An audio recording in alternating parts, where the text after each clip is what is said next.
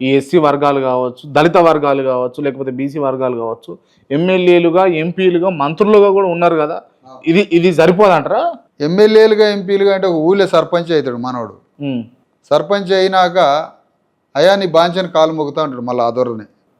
అంటే సర్పంచ్ అయింది దేనికి? ఆ సర్పంచ్ని చేసిన ఆయన ఉంటాడు కదా యజమాని. ఆ యజమాని ఈయన సర్పంచ్ని చేస్తే సర్పంచ్కి అధికారం ఏమి ఉండదు కదా. మళ్ళీ తలుపులేసి కాలు మొక్కుతాడు అదోరై. మనమనేది స్వధర్మంతో స్వశక్తిగా వాళ్ళ కాళ్ళ మీద వాళ్లే రాజ్యాన్ని సాధించడం.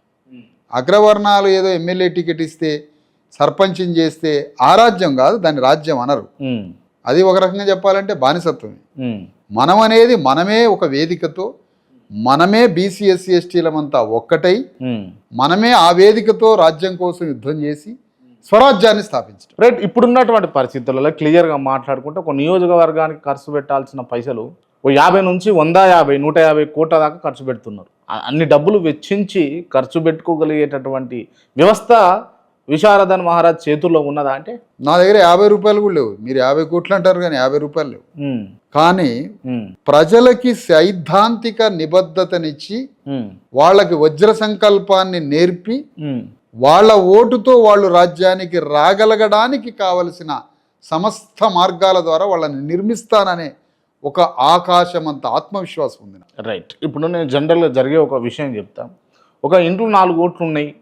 ఒక ప్రధాన రాజకీయ పార్టీలు ఏవైనా 2, వాళ్ళు 2,000, వీళ్ళు 2,000 ఇచ్చారు. ఇంట్లో అందరికి నలుగురికి 4 2 8,000 ఇచ్చారు. వాళ్ళు వీళ్ళు ఇద్దరు కలిసి ఎట్లా చీలిపోతుందంటే, మేమిద్దరమేమో ఈ పలానా పార్టీకి వేస్తాం, మీరిద్దరేమో పలానా పార్టీకి వేయరు అని చెప్పేసి మాట్లాడుకొని పోయి ఓట్లు వేసినటువంటి దాఫలాలు చాలా ఉన్నాయి.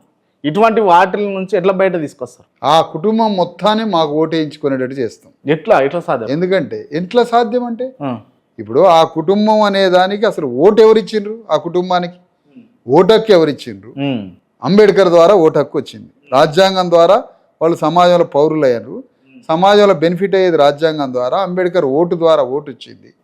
రేపు రాజ్యం వస్తే మనకు వచ్చే ప్రయోజనాలు, రాజ్యం రాకపోతే ఇదే రాజ్యం ఉంటే నీ బిడ్డలు చచ్చిపోతారు హాస్పిటల్ లేక, ఇదే రాజ్యం ఉంటే నీ బిడ్డలకు చదువు రాక పిచ్చోళ్ళు అయిపోతారు, నీ బిడ్డలకి పని చేతికి పని రాక సమాజంలో మరణిస్తారు, తిండి లేక, చదువు లేక, ఆరోగ్యం లేక సమాజంలో చస్తారు ఇప్పుడున్న ప్రభుత్వాలు ఉంటాయి. అదే మన రాజ్యం వస్తే మన ప్రభుత్వంలో హాస్పిటల్ ఎట్లుంటుంది, స్కూల్ ఎట్లుంటుంది, చేతి నిండా పని ఎట్లుంటుంది, మన రాజ్యం అంటే ఎట్లా ఉంటుంది, మన ధర్మం ఏంటి అది నేర్పిస్తాం. అప్పుడు నాన్ సెలబుల్గా మారుతాం. రైట్. ఓకే. మీరు అంటే బీసీ ఒక ముఖ్యమంత్రి కావాలి, ఒక దళితుడు ఒక ముఖ్యమంత్రి కావాలన్న, దళిత మాదిగ ముఖ్యమంత్రి కావాలి, మాదిగ వర్గం, దళిత మాదిగ వర్గంలోకి వచ్చి ముఖ్యమంత్రి కావాలి అంటే విశారదన్ మహారాజు కావాలన్నా? నేను ముఖ్యమంత్రిని శిల్పాన్ని చెక్కే శిల్పిని. నేను ముఖ్యమంత్రి అనే ఒక శిల్పాన్ని చెక్కే శిల్పిని.